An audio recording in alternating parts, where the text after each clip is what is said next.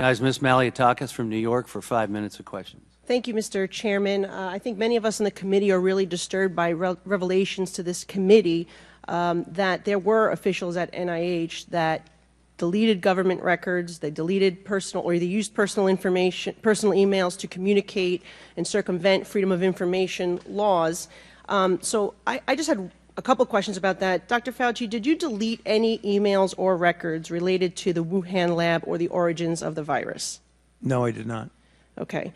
Dr. Morins said in a May 2021 email, he indicated that he was connecting people to you in a, quote, secret back channel. Do you know what he was referring to? I don't have any idea what he's talking about. There is no back channel at NIAID. Okay, there is, he also said in another email that there is no worry about Freedom of Information Act. I can send stuff to Tony on his private email. Did you communicate with anyone relating to anything regarding NIH or with Dr. Morins on a private email? I do not do government business on my private email. Okay, so have you communicated with Dr. Morins via private email, even if it was not necessarily your definition of government business? It might have been because, as I mentioned in my opening statement, one of his functions is to write chapters, medical scientific chapters with me, so it is conceivable that I communicated with him on my private email when we were writing a chapter, and that was not official What business. about Peter Daszak? No. Okay. I just want to clarify for the record, because today you testified that you did not suppress the lab leak theory, yet in the past you have said, quote, it is a distortion of reality, unquote. You've said, quote, I've heard these conspiracy theories, and like all conspiracy theories, they're just conspiracy theories. That's what you told the American people. And so would you like to clarify what science were you following then versus now? Yeah, no, I've also been very, very clear and said multiple times that I don't think the concept of there being a lab leak is inherently a conspiracy theory. What is conspiracy is the kind of distortions of that particular subject, like it was a lab leak and I was parachuted into the CIA like Jason Bourne and told the CIA that they should really not be talking about a lab leak. Thank you. That's the conspiracy. Appreciate that. Dr. Fauci, how much have you earned from royalties from pharmaceutical companies since the pandemic began in 2021? Zero. It says NIH scientists made $710 million in royalties from drug makers. You're saying that you did not receive any of the $710 million.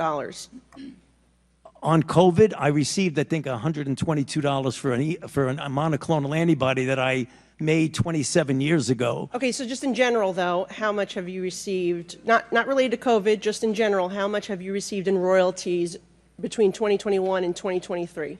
I think none. Okay, so somebody received the $710 million. Somebody did, but not me. You didn't receive any royalties. Okay. I mean, I see no royalties associated with COVID. I mentioned. I said. No, I want. No, I just said. I'm on the record, and I want to make sure that this is clear.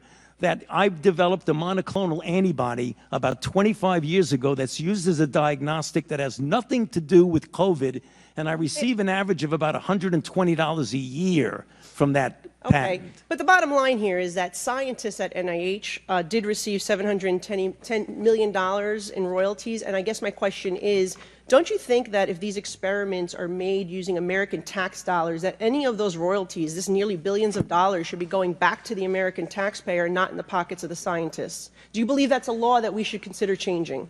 If you want to change the patent laws and the Bayh-Dole Act, then go ahead.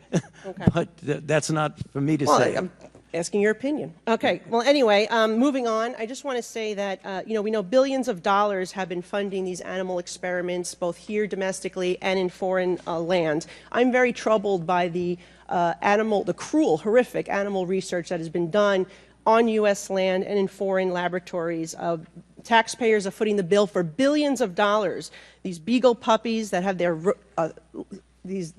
throats slit, they are being injected with ticks, they are murdered after just a few months, piglets, rabbits, you name it. FDA is saying we no longer need to be testing human medications on animals, that there's other ways to achieve this.